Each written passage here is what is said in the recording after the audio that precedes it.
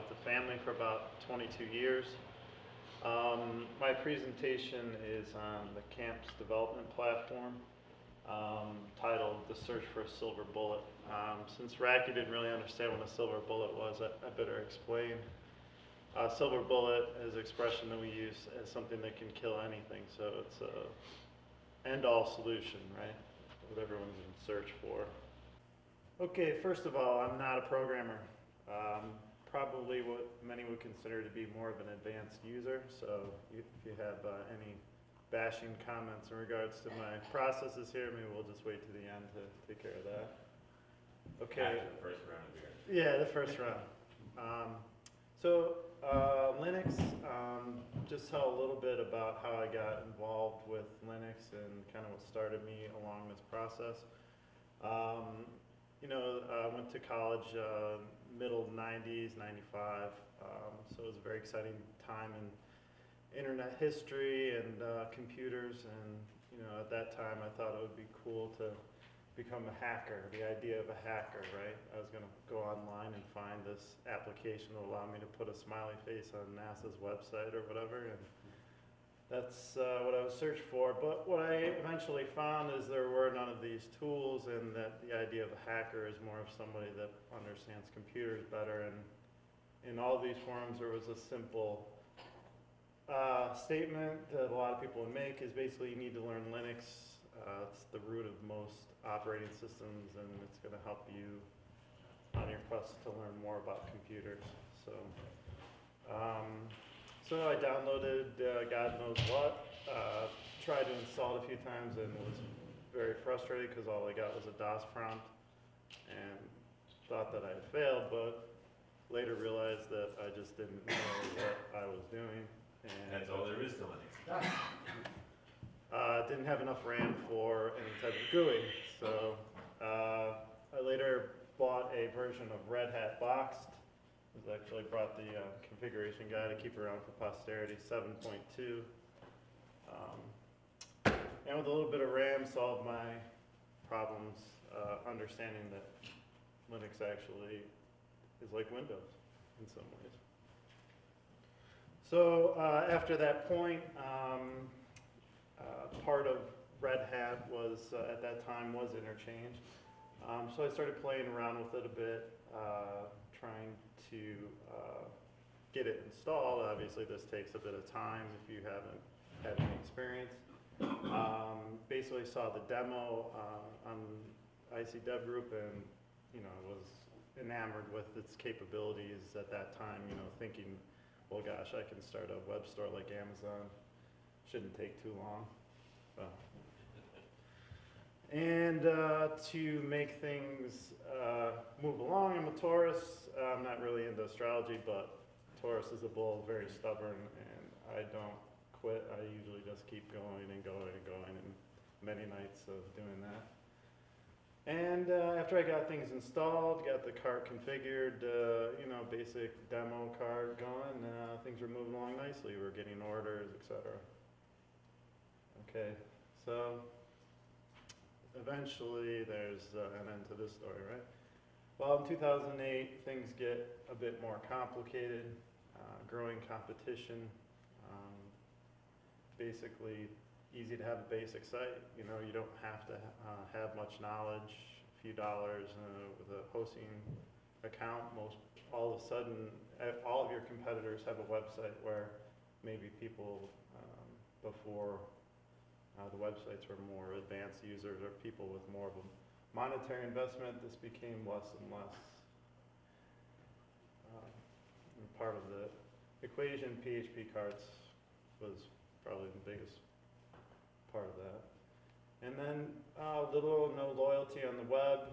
Everything's based on price. I mean, this was probably the case from the beginning, but as there were more and more of these carts, you just basically get lost in the mix. So SEO begins to get more complicated. You can't just have your products up anymore. Duplicate content issues. So, we need new features now. We have to, the rest of the web is evolving. You have to be able to implement these new features. It's not just the demo cart that's going to get you along.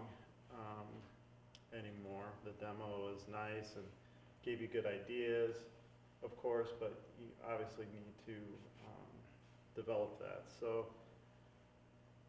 the concept of development strategy wasn't really anything that I ever considered. You know, I basically would do live edits to the cart. And obviously there are a lot of problems with that. Basically, major bad idea. I remember one time for a Black Friday sale, I had made some adjustments probably right about midnight to the DB and forgot to restart. Went to bed thinking things were all fine, woke up and there was no prices or anything going on in the cart. I almost had a heart attack. So bad idea making adjustments to the live cart. Played around a little bit with VMs, and you know, it's VMs.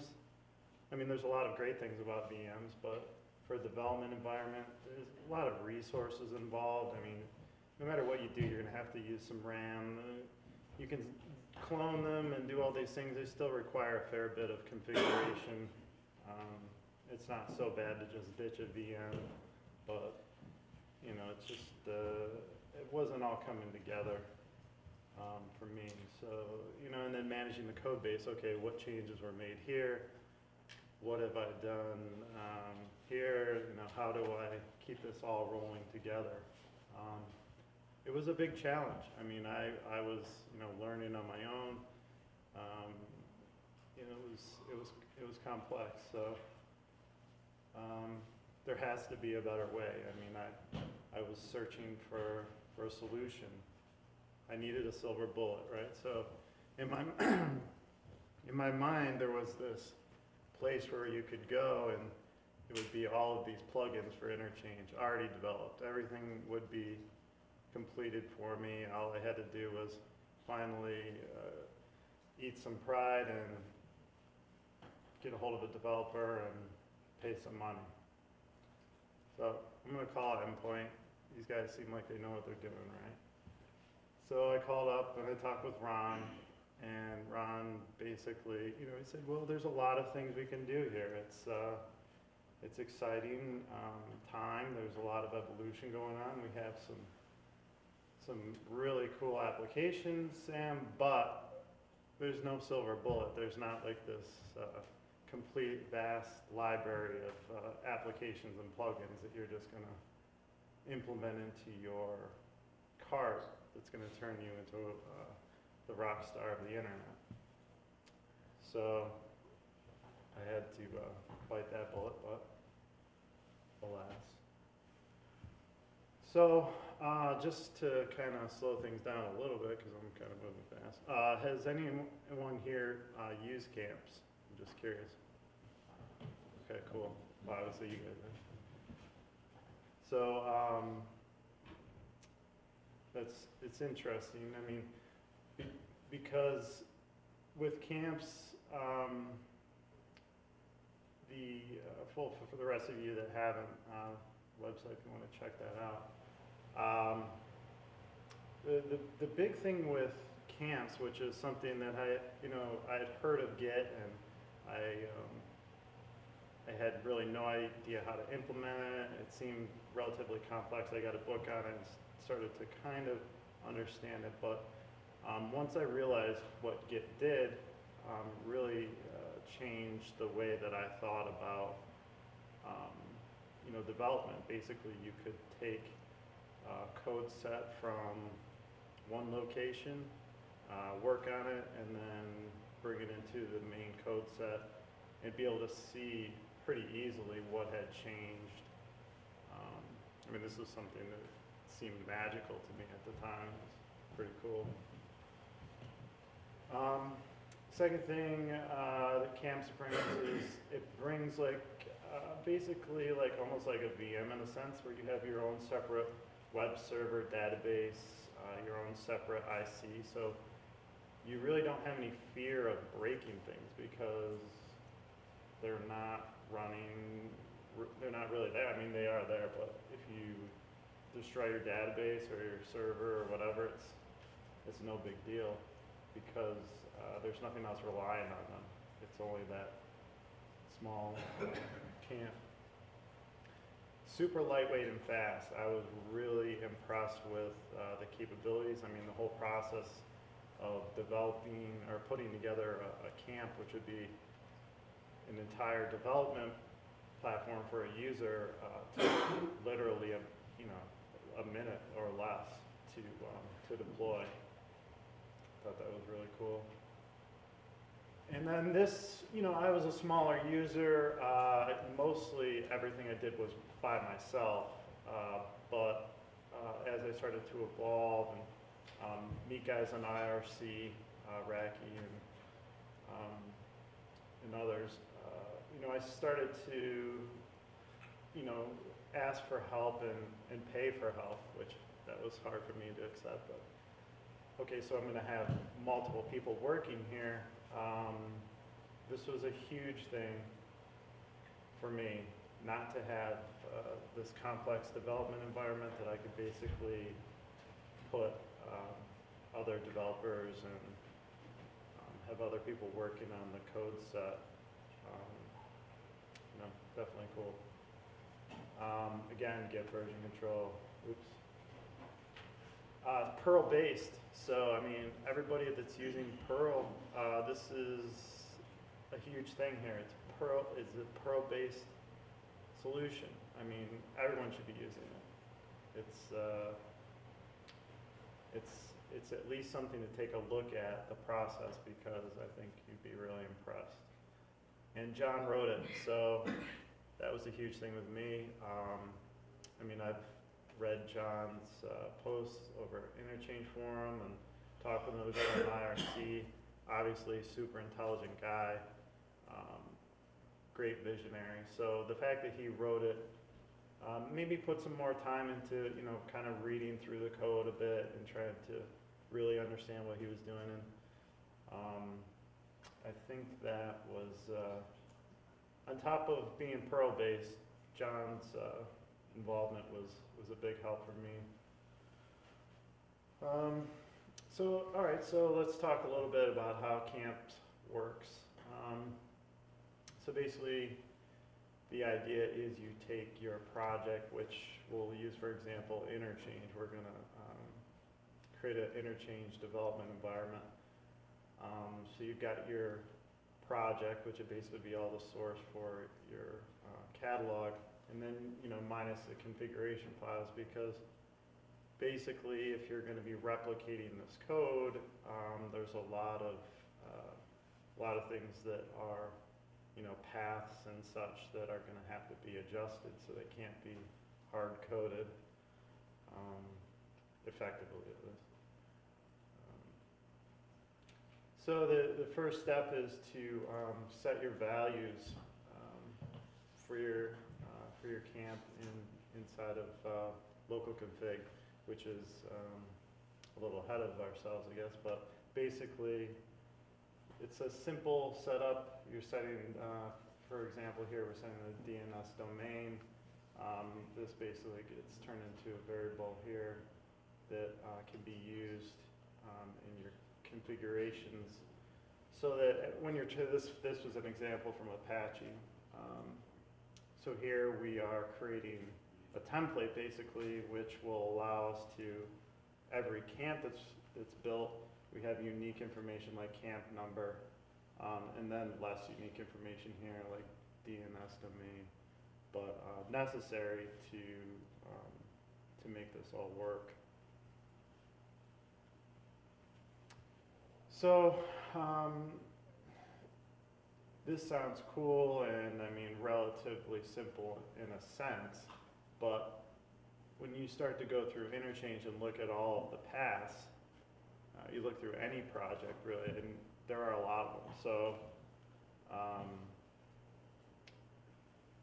let's get to the next part. I got a little out of sync here, but okay. So so basically, after you've set these values, camps will tokenize these config files, bringing them into your camp. So other kind of features are that you have a local copy of your production DB dump. I mean, it would be up to you as far as how you manage this. Ron, when they originally set up our camps, just did a simple script that basically you could run in cron or do however you want. You know, so you can have, depending on the size of your database, a fresh copy to work with in your camp. I mean, in seconds, it's pretty simple actually.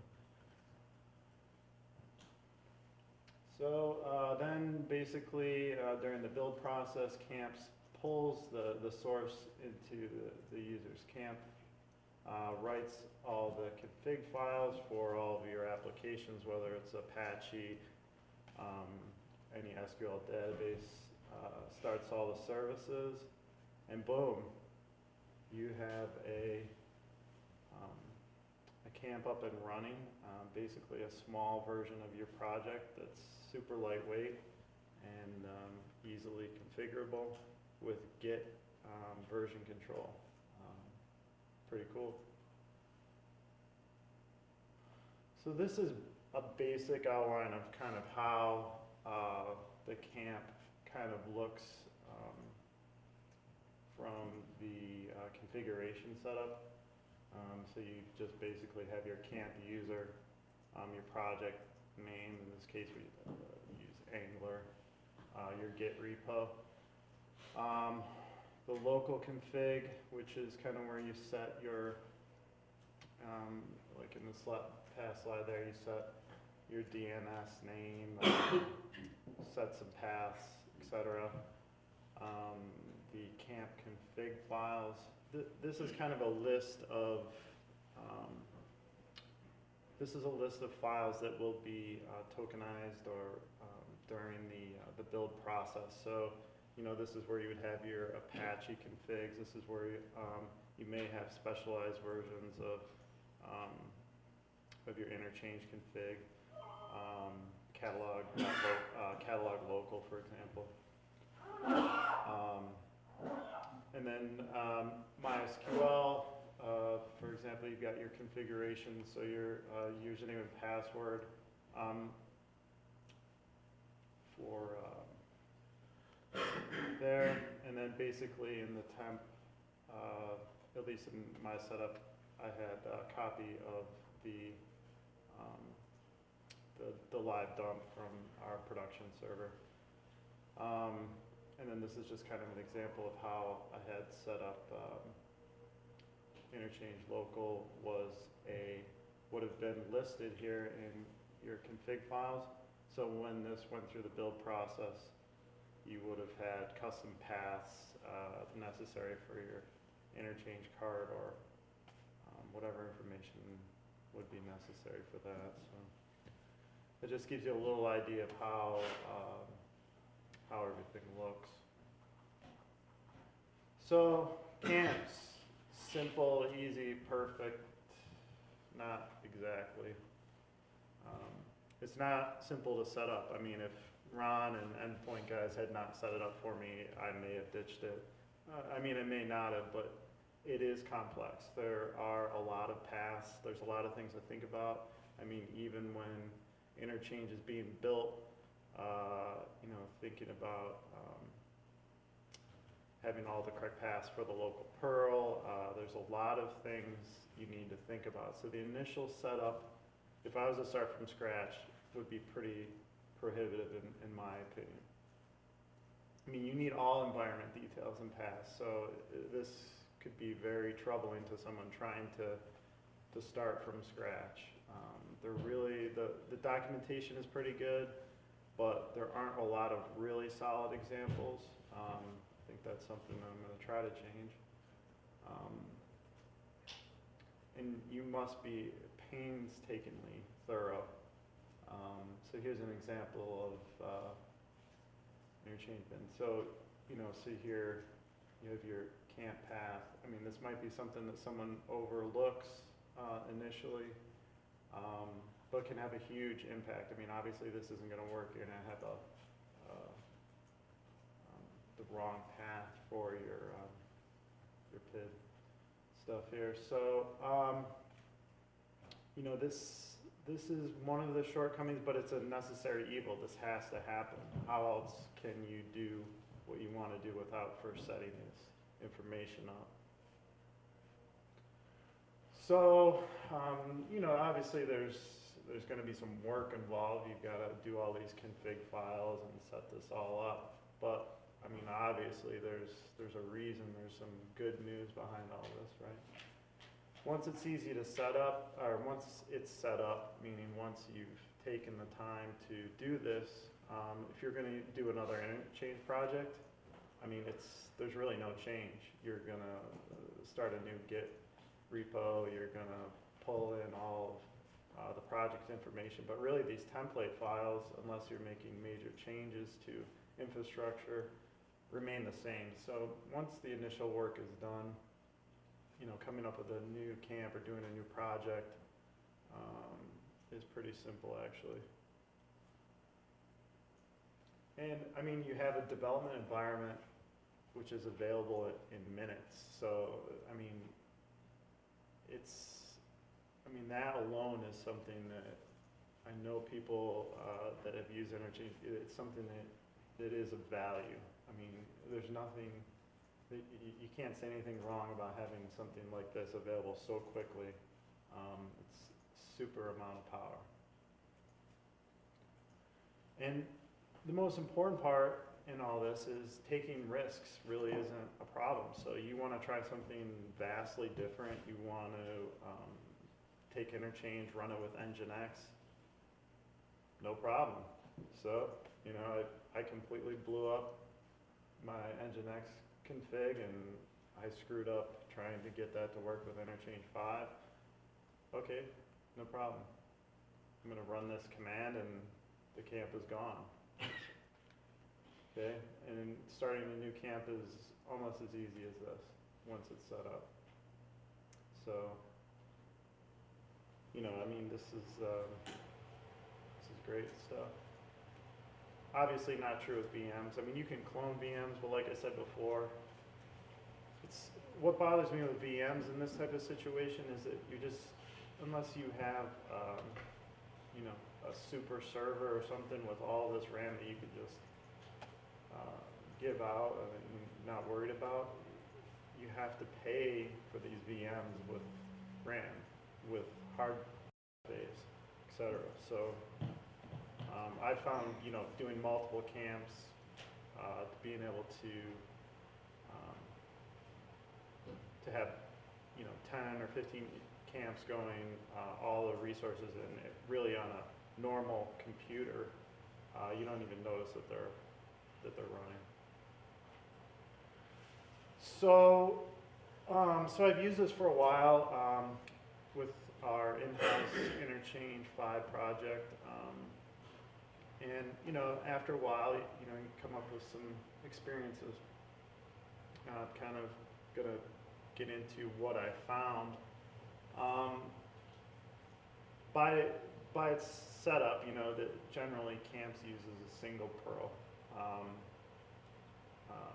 Endpoint has a really cool repo setup with all their modules. So at least by my setup, it used their local Perl, which you can install with CentOS, really simply with Yum and all that stuff. So, you know, it's a nice environment. I mean, it was getting everything done that I needed to do with the interchange 5 catalog. But then, you know, there comes a point where you want to test with more modern Perl. You know, I've been talking with Racky for a while about, you know, kind of the future of interchange. You know, what will be the next movement forward.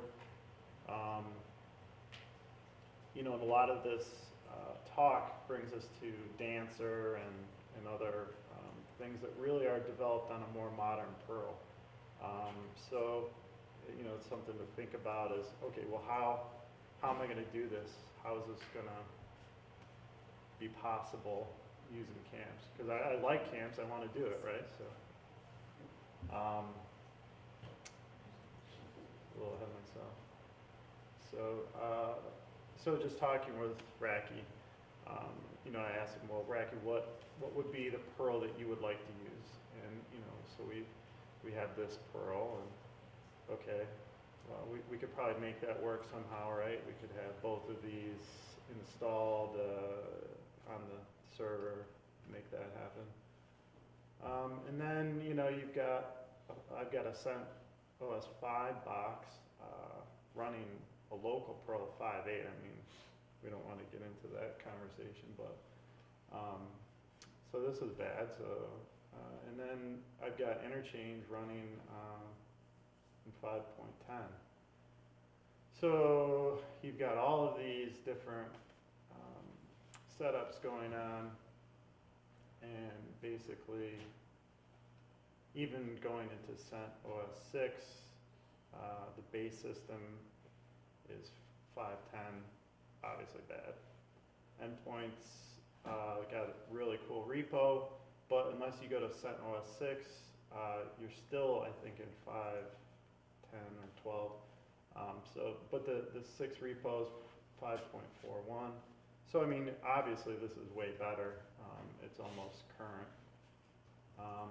But to do this, we need some more modern tools. I don't just want to do some linking Perls and figuring out some kind of half-ass way of solving this problem, which I didn't even start with. And the more I thought about the fact that CentOS had such a bad old Perl, made me realize it's probably for the best, because for development environments, it's just better to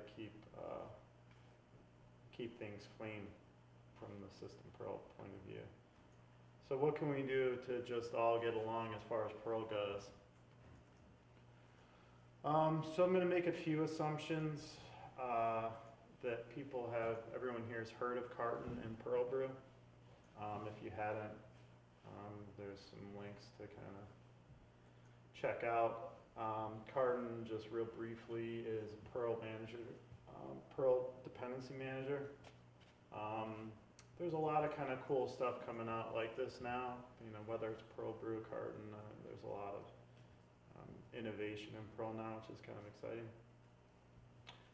But what these tools do is allow us to have a lot more flexibility with what type of Perl we're using.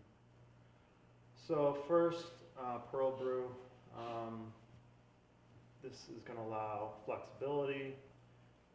Keeps your system Perl nice and clean. So I'm not even going to bother installing stuff on the system Perl. I'm going to keep it as vanilla as possible. Keep my development environment away from it as far as possible as I can. And now multiple Perls is very easy. So, with perlbrew, I only had a couple installed here, but if you wanted to have a couple of Perls installed, it's a very, very simple process, easily managed. So, yes, changing Perl is simple. So this is just an example from a user switching from Perl 10 to 14. Pretty simple process. So I had thought I'd found the solution. Okay, here's a way now to manage multiple Perls. Here is a way to possibly have all the Perls working together, meaning having one unified Perl, but modern enough that everything could operate. So I thought about it for a while, and then I thought the most logical solution here would be to install perlbrew, so install the Perls in the camp home. The reason behind this is it's a shared area, so otherwise you're going to be installing versions of Perl on each camp. That's way too much. It's going to take way too much time. And this actually proved to work pretty good. So obviously when you have multiple users, if you read through how to play with perlbrew, there's ways to share these pearls. In this case, I just kind of show an example here about how to set your bash RC here, basically to give the perlbrew root to the camp home. So if you set this on each of your camp users, when they log in, they have access to perlbrew. They have all the tools they need for that.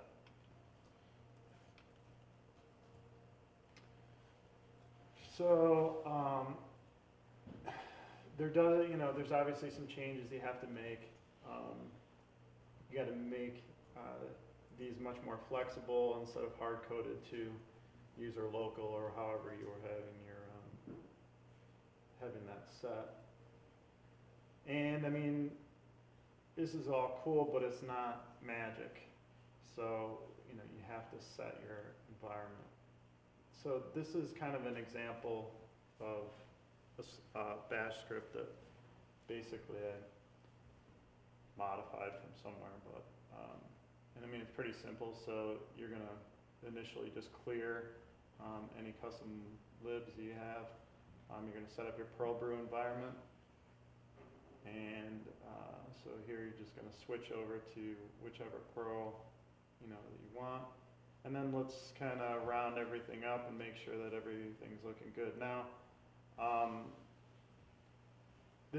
don't have this directly tied to the user. I keep these, so I have this done through camp. So these paths are created inside the camp.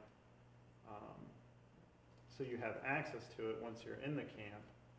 So if you're where it becomes somewhat complex and something maybe I haven't solved yet is if you have multiple camp projects going, one is operating in 5.10, one's operating in 5.14. I mean, you can't just like jump into the camp and then have the new environment working for the user. For the application, I mean, the application already knows about this stuff because it's been coded in, but for the user, I just run this script, and then the user has access to the Perl that is being used for the camp. So relatively simple, actually. So we've got perlbrew set up, which is cool. But what are we going to do about the modules? I've thought about this for a while, and actually got kind of lucky when carton, I probably started looking at this about a year ago, and I think carton was relatively new at that time, a lot of exposure, so I actually found carton pretty quickly.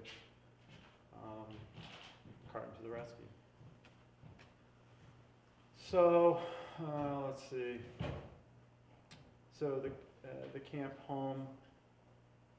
This is just kind of an example. When you're in camp home, we're gonna perlbrew has a cool setup to install the cpan minus, which is what I use to install carton.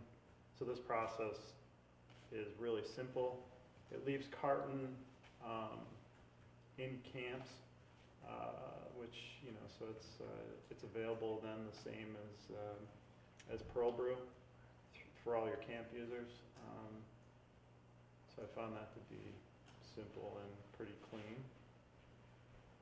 So we've got the modules, we've got the Perl, and so how are we going to make this all work together with camps? I mean, as you play with camps, you'll see the configuration options are very simple and very vast. The first thing that you want to do when you're using carton is basically you want to kind of figure out all of your dependencies. Carton needs to know what modules to install. So in this situation, you've got cpan file. We're using the more modern version of carton. they've moved over to that. This is just kind of a snippet through here as being kind of a smart ass on the 007. That's not a real version number, but you can set version numbers here, which I think is really cool. So, you know, I don't even know what version of HTTP parser there is, but, you know, let's say you needed a more modern one, you can set it here, or an older one, and Carton kind of takes care of that for you.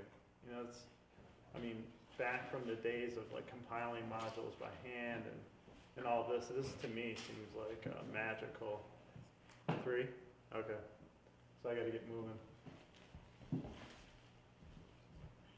Okay, so, all right, so how are we gonna do this? Let's build a routine to install Carton during your camp build process. And then, okay, wow, look how long it takes my camps to build. I mean, I'll be quick, but I still have mine set up like this. I mean, I just figured out how to do it better, but I still like to watch all the modules being built because I just think, I'm like, wow, this is kind of cool. You'd like Jen to then. So are there better options than just watching everything compile at build time? Yes. I haven't really tested this yet completely, but from a little bit of playing with it, I think that it would work. So Carton has a bundle option, so you can bundle all the tarbles into vendor cache. It does this automatically and actually very quickly. So to do this, we're actually really quick. So you know, I did this. It did. Put all the information in this file in my camp user. So I was thinking, well, why not just sumlink it? This could be a sumlink to a camp process. You can put some logic in there or something. Another thing that Carton brings up is you can just add this to Git. It's going to be, depending on your project, pretty big. So you know you don't want to, you know, you got to kind of think of what works best for you. And then there's just obviously another Carton install for cache, and probably would cut the camp time down considerably. Okay, so after all this, I thought, well, hell, there's got to be even more stuff to break in camps, and I found a few more things. So, you know, there's easy ways to. Apache is by default used. There's ways to get around that. Read through the documentation on that. It's pretty simple. But then I was thinking, well, you know, since I'm building modules, why not compile nginx, plaque? Why not have all this compiled during build time, giving you independent services within the camp? You know, this wasn't. The more I play with it, the more I wanted to do more and more, kind of making it almost a mini VM environment that would be a little bit more lightweight. You know, I don't really know what advantages I have, and I may have just done it because I could. But what it does do is it gives you control of all the services, so you can create, you know, startup scripts for all these things and have different ways of accessing them. You know, it just gives you a little bit more control. And then also, the way I do that is I bring all this in by, you know, from Git. So these are all the up-to-date versions from Git. So I'm testing the most stable versions with projects. Yeah, it gives you some advantages, some new tools sometimes.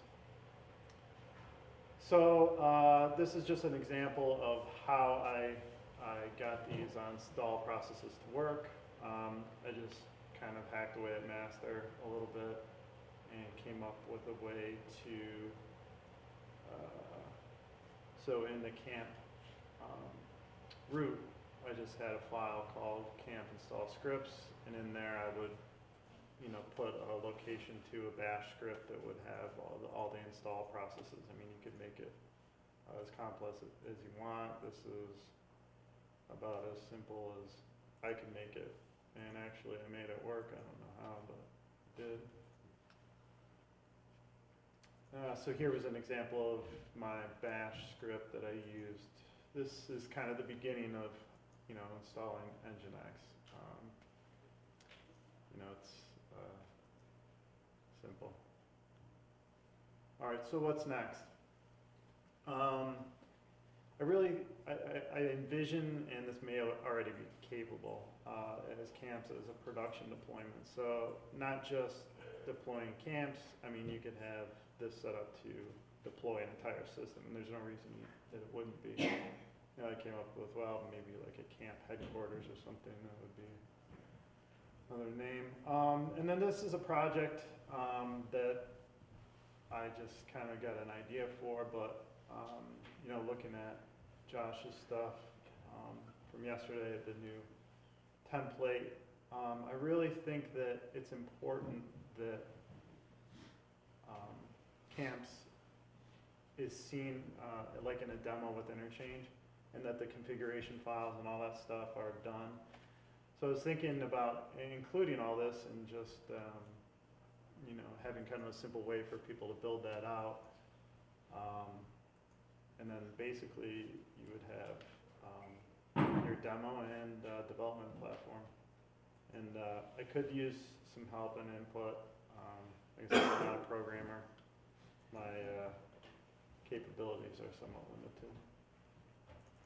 And in conclusion, I feel that even basic carts should have a development environment. Camps is very scalable and just plain awesome. And camps should be part of interchange to get people, using the development environment out of the box. I mean, I see like K2, B3. Well, one of the guys on the interchange forum, and he's going through the process now of like building VMs and all this stuff, and it's just like, man, if we could just start people with this type of platform in the beginning, these kind of advanced users are going to save themselves a lot of grief and may actually stick with interchange instead of going with some PHP crap. And Backcountry uses it. John wrote it. Do it.